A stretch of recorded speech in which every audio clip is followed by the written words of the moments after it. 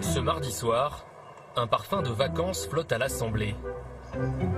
5 ans après leur élection, c'est la fin de la législature pour les députés. Pour l'occasion, ils ont été conviés à un cocktail dans les salons de l'hôtel de Lassay. Nous sommes dans un couloir ouvert à la presse où nous avons l'habitude de circuler librement. Il n'est pas filmé ici, vous partez là maintenant, c'est bon. Mais ce soir, les agents de l'Assemblée sont particulièrement nerveux. Il n'y a pas besoin de pas le droit de prendre de faire du flanc. C'est scandaleux que les parlementaires fassent la fête. C'est pas scandaleux, mais c'est interdit de faire des... Des agents nerveux et des députés peu bavards. Une petite question pour France 2, s'il vous plaît. Non, pas de déclaration. S'il vous plaît. Non. Pas plus au retour qu'à l'aller. On passe un bon moment, on revoit des collègues dans des conditions avec un verre à la main ou un morceau de chocolat et c'est bien agréable. Pour autant, on a un travail à faire. Vous voyez, moi j'ai mes dossiers, c'est comme ça. Il y avait des choses très bonnes. J'ai mangé une petite brochette d'espadon. Voilà, mais c'était pas un buffet avec des choses extraordinaires. Mais c'était très bon. Oui, ouais. L'Assemblée est connue pour être un endroit où on mange bien. Bon, ben merci beaucoup. Vous repartez au travail là ou non, c'est fini? Là, je vais récupérer, pour ne rien vous cacher, puisqu'on est dans la transparence. Et il y a une dictature de la transparence que je ne supporte pas non plus. Donc là, pour ne rien vous cacher, je vais dans mon bureau, je récupère mon imperméable et mon sac et je prends mon métro direction ligne 8, Ballard-Créteil et je m'arrête à République. Non, et je prends le dernier wagon, parce que le dernier wagon, non, le premier, c'est le plus près de la sortie de République. Ça vous va? Voilà. Et on va pas vous suivre, ne vous inquiétez pas. Non, non, mais... Jamais les députés ne se sont sentis autant sous pression. Scrutés, traqués dans leurs moindres faits et gestes. Merci, monsieur le Premier ministre. Depuis le présumé emploi fictif de Pénélope Fillon, le soupçon est partout dans les couloirs de l'Assemblée. Ce qui est compliqué aujourd'hui, c'est d'imaginer qu'on puisse être tous mis dans ce même sac. Désormais, les députés sont même passés au scanner par de simples citoyens qui épluchent les votes, les prises de parole et les emplois du temps. Les spécialistes de rien, en tout cas à l'Assemblée, puisqu'ils ne défendent aucun sujet. Qui sont ces chevaliers blancs de la transparence que certains parlementaires eux-mêmes ont choisi d'écouter? Sur l'absentéisme et tout ça, je pense que même si c'était énervant par moments, c'était salutaire et donc je voulais tous vous remercier. Avec leur aide, nous avons mis au banc d'essai 2 députés. L'un très actif, l'autre beaucoup moins. Oui, je suis un fantôme, hein. Faites attention. Hein. Comment se justifie-t-il? Et l'Assemblée, que fait-elle pour contrôler l'assiduité de nos députés? À l'Assemblée, en cette fin février, les ténors de la droite se font plutôt discrets. Devant les journalistes, des élus moins connus en profitent pour jouer les premiers rôles. Comme Julien Aubert, député républicain du Vaucluse. C'est qui avec qui? Oui, il est où le téléphone? 38 ans, allure de premier de la classe, Julien Aubert termine son premier mandat. Pour nous montrer qu'il travaille, il a accepté volontiers d'être suivi. Vous avez des interviews qui ne portent pas sur l'affaire Fillon et la transparence? Non. Vous aurez bien quand même remarqué une chose, c'est que beaucoup de mes collègues se planquent. Cet après-midi, après les questions au gouvernement et les interviews, après je repartirai pour... il enchaîne 3 rendez-vous. Là en ce moment, je suis en train de travailler effectivement sur le volet énergie du programme de François Fillon. Bon, c'est l'avenir des 5 prochaines années, et tous les secteurs demandent à nous voir. Voilà, on essaye de faire du travail de fond. Mais c'est compliqué parce que pendant que moi j'essaie de faire du travail de fond, on me demande plutôt de savoir si ce matin François Fillon était défait, était soucieux, si mon voisin de droite était d'accord avec moi. Cet énarque, ancien magistrat à la Cour des comptes, est spécialisé dans les questions énergétiques. Voilà. Bonjour. Pour son premier rendez-vous, Il reçoit une association qui fait la promotion des piles à hydrogène, plus écologiques que les batteries classiques. Nous avons ouï dire par ailleurs que vous étiez en train de mettre en place un groupe de travail informel à l'Assemblée nationale sur les questions énergétiques. Et donc, Alors, le niveau voilà. Cette rencontre débouchera peut-être sur une proposition de loi. Ces 5 dernières années, le député en a rédigé 17, ainsi que 2 rapports parlementaires d'une centaine de pages. Moi, je l'ai fait toujours sur le secteur de l'énergie, l'un sur les déchets nucléaires, et l'autre, qui a donc m'a occupé en fait de mai de l'année dernière jusqu'à février de cette année, sur le démantèlement des infrastructures nucléaires. Il a aussi pris la parole plus de 3000 fois dans l'hémicycle. Ces statistiques, il y accorde beaucoup d'attention.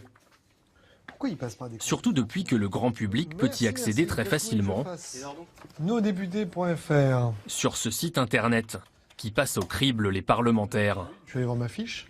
Donc là, c'est les 12 derniers mois. Je suis dans les premiers pour les interventions en commission, les interventions en hémicycle, les amendements signés. Vous la regardez souvent, votre fiche? Je la regarde, oui, une fois par mois. Ça me permet de voir si effectivement, l'air de rien, j'aurais pas été distancé. Puis ça permet aussi de voir par rapport aux voisins, vous voyez. Ou à la voisine, comme par exemple son adversaire du Vaucluse, Marion Maréchal Le Pen. Je ne résiste pas quand même, je vais vous le montrer. Le Pen, vous voyez, en commission, sur 1 an, elle est intervenue 4 fois. 4. Le contribuable la paye pour prendre 4 fois la parole à l'année. Quel est ce site qui distribue les bons ou les mauvais points à nos députés? On y trouve des courbes, des fiches. On y observe à la loupe le taux de présence en réunion, les déclarations, le nombre de propositions de loi. Derrière ces statistiques, une bande de trentenaires, presque tous des ingénieurs en informatique, comme Tanguy Morlier et Benjamin Octabanou. En 2009, ils ont fondé le collectif Regard Citoyen. Il regroupe aujourd'hui une 40aine de membres. Vous travaillez souvent de chez vous, comme ça, avec un café? Oui. Les membres de Regard Citoyen travaillent essentiellement de chez eux, puisqu'ils sont tous bénévoles. Pour décortiquer le travail des députés, ces bénévoles ont créé des petits programmes informatiques qui récupèrent chaque jour des centaines de données dans le journal officiel ou les comptes rendus de l'Assemblée. On a des petits robots, comme celui-ci, qui viennent repérer les différents éléments qui nous semblent intéressants.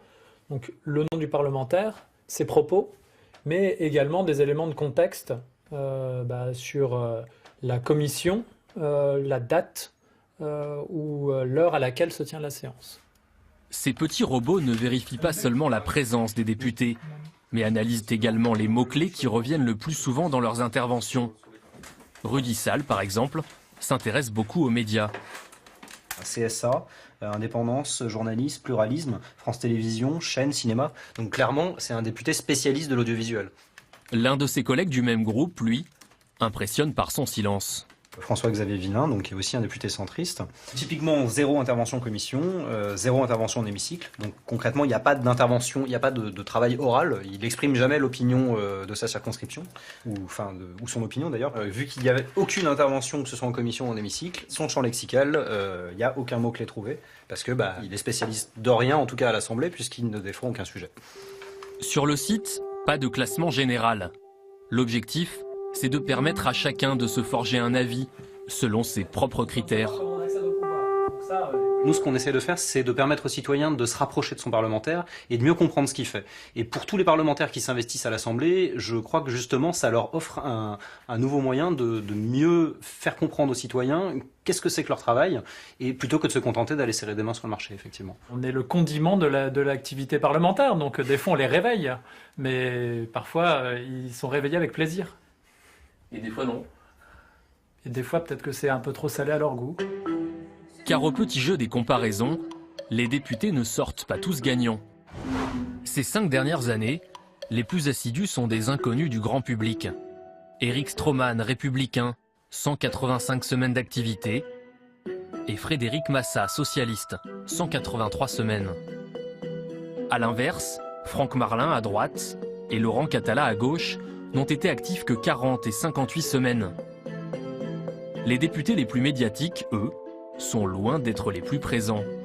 54 semaines pour Bruno Le Maire, 55 pour Jean-Christophe Cambadélis, 2 mois et demi par an à l'Assemblée, à peine l'équivalent d'un travail à tiers-temps. Mais celui qui bat tous les records, le voici. Éric Jalton, député PS de Guadeloupe. En 5 ans, il est venu à 5 réunions. Il a pris la parole 19 fois dans l'hémicycle. Il n'a écrit aucune proposition de loi, ni aucun rapport. Pour venir à Paris, l'Assemblée lui offre pourtant 13 allers-retours en classe affaires chaque année. L'absentéisme au Palais Bourbon, ce n'est pas nouveau. Face à ce problème, en 2010, l'Assemblée a imposé aux députés d'être présents au moins une demi-journée par semaine, le mercredi matin. Bonjour, ça va? Nous retrouvons Julien Aubert. Le mercredi, comme tous ses collègues, il rejoint une des commissions permanentes de l'Assemblée. Chacune regroupe des députés spécialisés sur un même sujet. La sienne, c'est celle du développement durable. C'est tous les mercredis matin, c'est même obligatoire. Vous êtes... là on arrive un peu tôt, parce que ça commence dans 10 minutes. Mais vous êtes censé effectivement venir signer ici. Voilà. Pour attester de leur présence, les députés doivent signer ce registre à l'entrée. C'est en commission que se déroule l'essentiel du travail parlementaire. Les textes de loi y sont longuement débattus avant d'être votés dans l'hémicycle. Au programme ce matin, un rapport sur le transport de marchandises qui visiblement ne passionne pas tous les membres de cette commission. Et encore une fois, les agents font du zèle. Ce n'est pas les émargements. Et c'est une donnée publique, l'émargement, madame? Non mais sérieusement, là on vous l'a déjà dit plusieurs fois, donc vous arrêtez. On est là pour un portage sur la Mais vous arrêtez, on vous dit d'arrêter. On vous dit d'arrêter là maintenant, vous avez fait ce que vous vouliez, maintenant c'est bon. Dans la salle, de nombreux sièges sont vides. 39 députés seulement sur 71 se sont déplacés. Il n'y avait pas trop de monde là ce matin. Si, en fait vous aviez...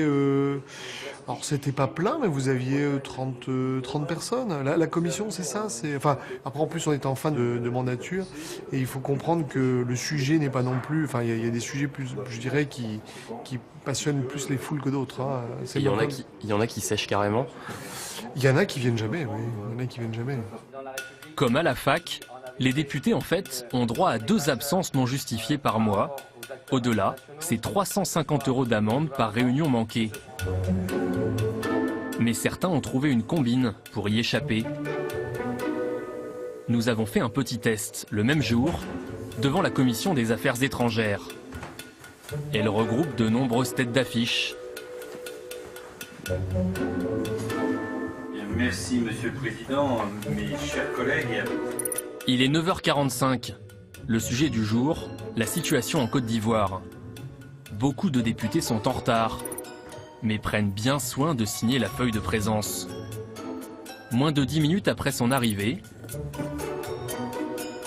un premier député repart. Bientôt suivi par de nombreux autres.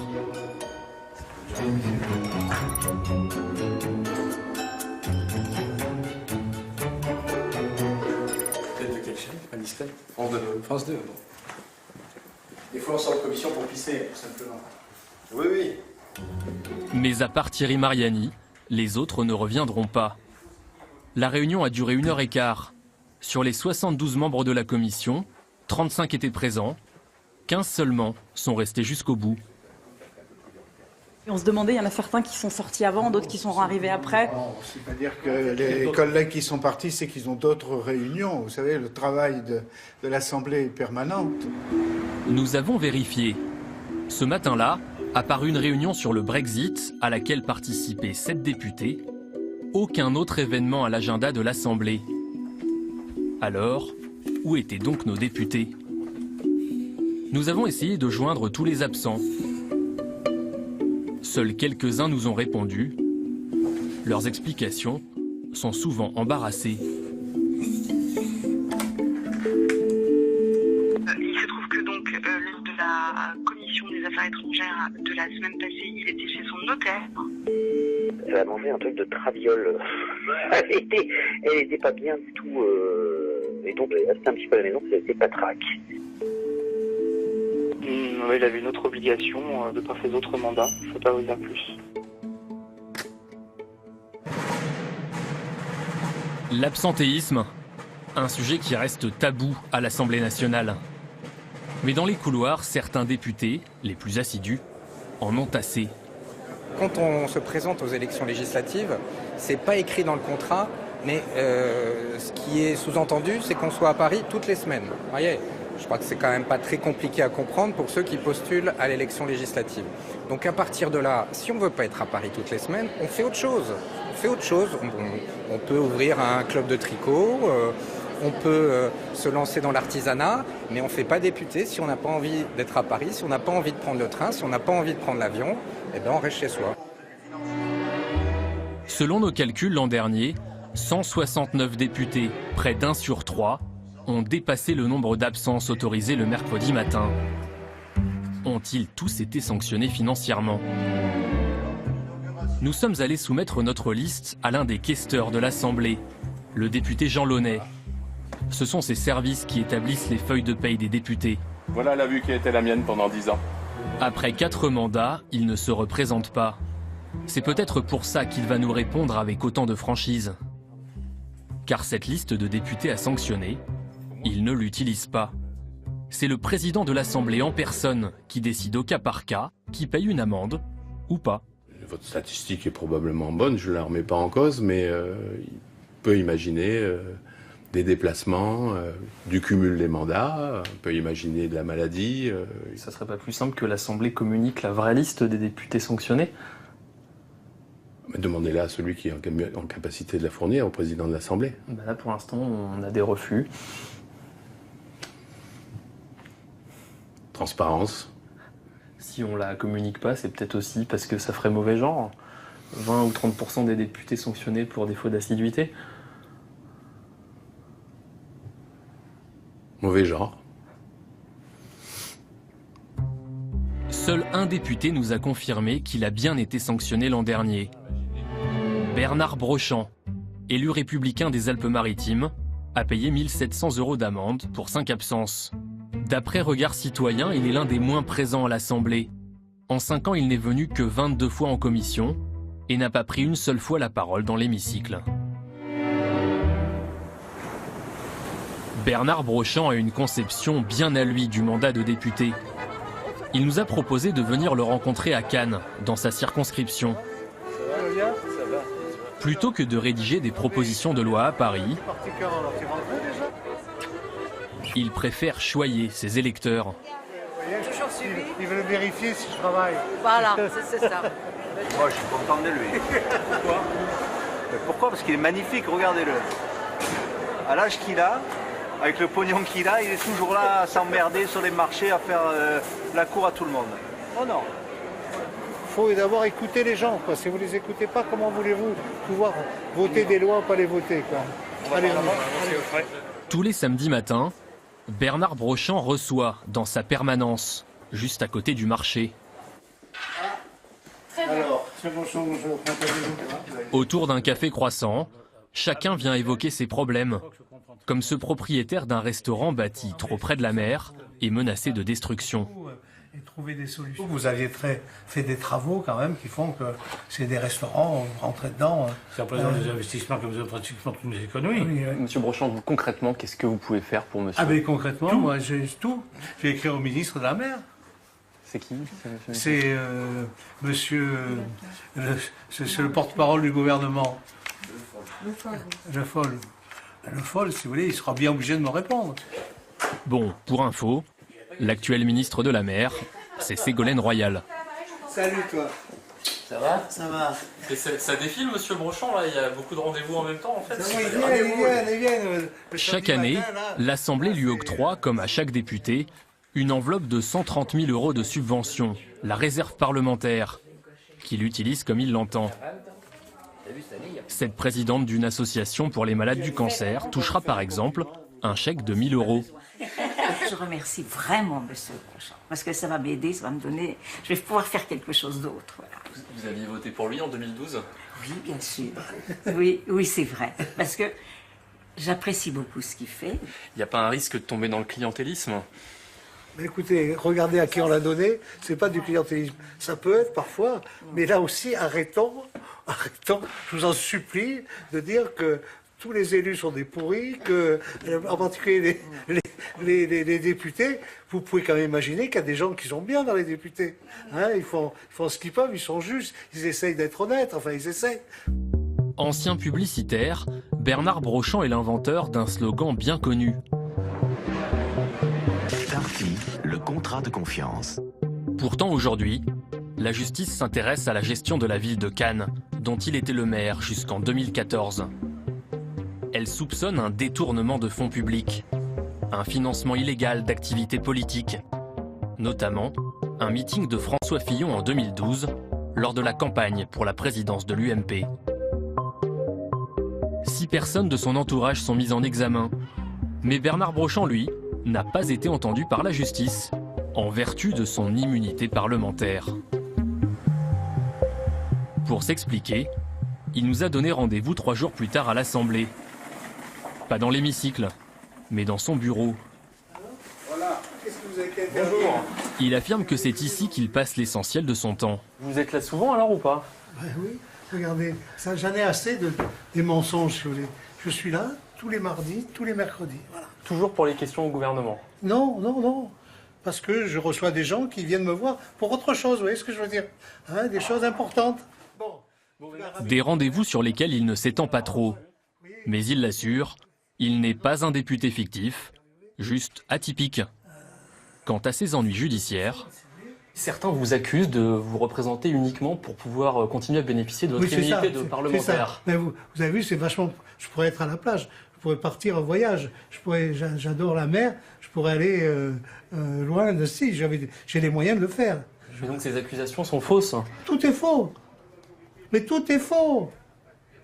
Personne ne peut imaginer ce dont ce juge veut m'accuser, quoi. Mais il ne m'accusera pas d'ailleurs, parce qu'il va partir à la retraite. Ça fait 4 ans. Nous n'en saurons pas plus. Bernard Brochant doit nous quitter. Vous y allez, vous restez là? Non, on vous laisse. Il a déjà prévu de se représenter. Il a même de grandes chances d'être réélu. À 79 ans, Bernard Brochant deviendrait alors le doyen de l'Assemblée.